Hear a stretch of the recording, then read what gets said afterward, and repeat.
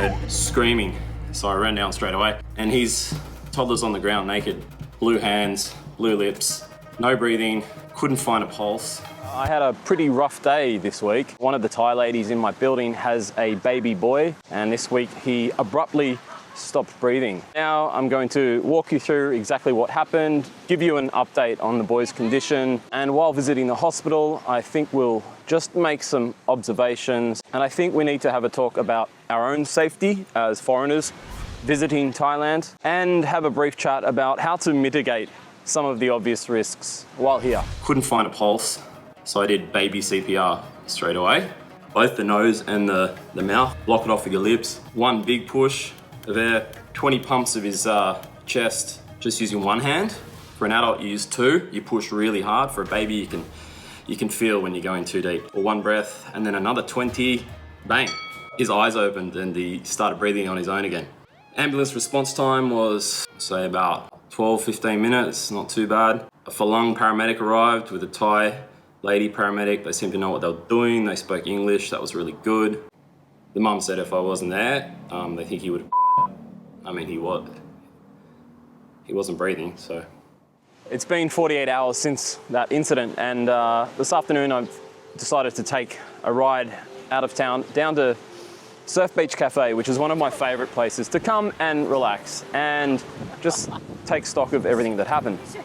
Quickly, for a bit of context about me, for the last 15 years back in Australia, prior to moving to Thailand, I worked with addicts, homeless adults and teenagers, and also young offenders for many years. I had regular annual first aid training throughout this job. In that role and in my life, I probably attended I was probably first responder to 4 or 5 big incidents. Probably only 2 or 3 that could be considered life-threatening, like life or death. What happened 2 days ago was number 3, my third life or death situation, and the second time in my life I've had to give CPR. The only other time I've given CPR was a few years ago. It was outside of work hours, out front of my mum's house. It was an elderly Australian gentleman who had a catastrophic cardiac arrest, and despite me doing CPR on him, he died at the scene. The second major incident was whilst I was on shift. I think she was about 16, 17, one of the homeless teenagers staying in the refuge that I was looking after. She came out of a room and overdosed. She overdosed on Lyrica, pregabalin, which is not so common. She slumped onto the couch, completely unconscious. She presented actually very similar to the toddler, blue lips, blue peripherals. As I dragged her sort of prone onto the floor flat so I could start CPR, that shift in body was obviously enough to get the blood back into the brain, and she woke up of her own accord, so I didn't have to start that, but that was very touch and go. And that was emotionally, that was a heart-wrenching one because she was under my care.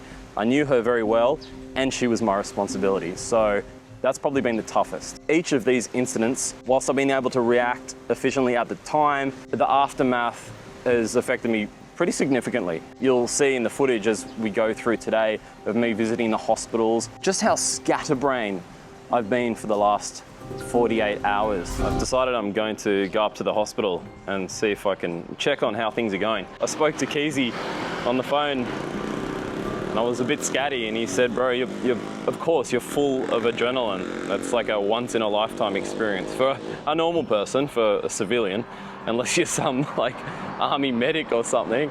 Almost 2 hours later, I'm still shaky. So I know that little boy.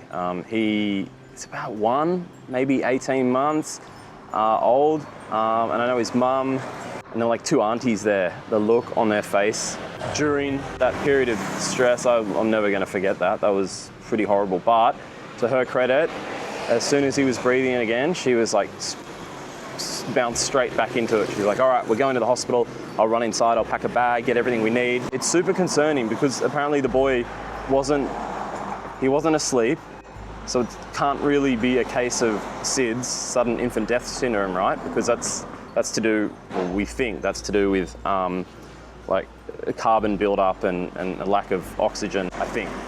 Babies are pretty sensitive, right? Like it could just be an infection. It could have been caused by, honestly, anything. I was talking to Lily, my ex, about this a few months ago when her father was ultra sick and in hospital, and she said to have him in a hospital that gives really, really high quality care for like intensive care, patients like that, I think she said it was like prohibitively expensive. She could afford 3 days of him in there, and she sold her Honda Jazz to pay for that. All right, we're here. I have that sick feeling in my stomach for some reason. No luck there. The girls on the desk said no, they haven't had any child or ambulance that fits that description in here. So I'm thinking Bangkok, given the severity of the presentation. All right, Bangkok International Hospital at Naklua, North Pattaya. This is the hospital to come to. If you have private health insurance and you're a Falang, this is the one that people opt to go to. If you're Thai and you can afford health insurance here, you would opt to come here as well for any major treatment. People yakking say, oh, you know, Thai hospitals are world-class treatment. Yep, you're right, they may very well be, but not for local Thai people that don't have health insurance. No, he's not in emergency at Bangkok International either. This is frustrating.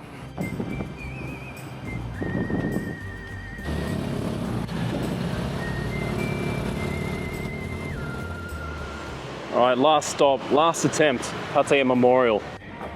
They're not at Pattaya Memorial. They said the name of one more hospital, and they said it's up in Naklua. And then I put it into the maps, and it's 2 kilometers down the road. After a bunch of mucking around and carrying on, I think we found him. I think he's in Pattaya City Hospital, just on Soi Buakhao down here. And I'll explain why I'm being so persistent in wanting to go in and see that he's getting care, because the way I figure, if he stopped breathing one day, there's nothing to say it won't happen the next day.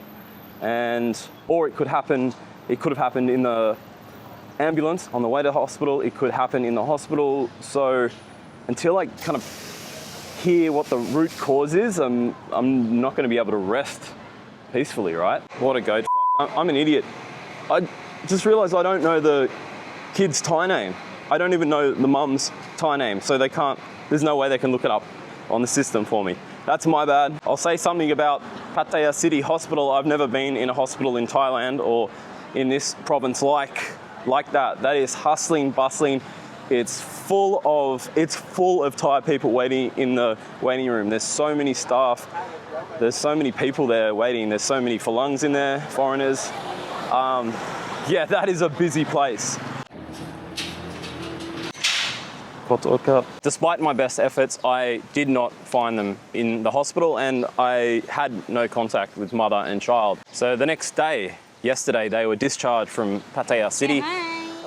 And I caught up with them, which is actually the footage that I'm overlaying now. That's the boy after the episode, after he's come out of hospital. I'll blur the faces of the family because they don't need that in their life. They've been through enough trauma this week. There you go. I be YouTuber now. Oh, you be YouTuber now? Well done. They've just been fantastic and done everything that they could have. But whilst Mum's not a native English speaker, her English is pretty damn good. And she relayed to me, as best that I understand, what the doctors had was just so vague and had alarm bells ringing for me at the time. Essentially, the doctor said to her, this is something that is kind of normal in toddlers, and it may happen again, so next time just squeeze him until he starts breathing again. So the mum and aunties have decided to take him to Banglamung Hospital, which has got a good reputation, to get a second opinion, which I'm super relieved about. And this footage was them just getting in the car to head to the hospital for a second opinion this morning. I have to chill out. I have to accept that it's not my problem anymore, and I'm powerless to do anything here. In fact, the only power that foreign visitors to Thailand have whilst here is to look after ourselves. come prepared with a robust travel insurance plan and take all the personal steps to avoid any misadventure while here. Some basic tips are keep a photocopy of your passport separate from your passport in case you lose one. Or even better, just order one of these, a travel safe card. I have it here somewhere in my wallet. That's the mock-up one. We can have a look at that. You know what? You can also get a dog tag. On the back of that, you can wear it around your neck. I keep it on my keyring. I won't turn it over because my personal code is laser engraved in there, but that has all my worldly health information on it for anyone to access anywhere in the world in any language. I'll leave a link for that in the description. So upon reflection, I think anyone that studied psychology and has watched back some of the footage of me processing this over the last 24 hours, 48 hours, can quite clearly point out a couple of pointers towards a little bit of PTSD. The way in which it completely consumed my thought process directly after the incident, and then continued to, it dragged me straight back into the trauma of when I was working in Australia, you know, for those intensive last 7 years. And I've pretty well been stuck there in my head every waking moment for the last 2 days. This is not my country, it's not my child, it's not my situation. God grant me the serenity to accept things that I cannot change. Now I think there's nothing for it. Chillax at Surf Beach Cafe in Jomtien to do a bit of self-care and focus on myself for a little while. Cheers and thank you for tuning in. Take care. This is Otto. I don't have anything for you, mate. How you going, Kong? You good, mate?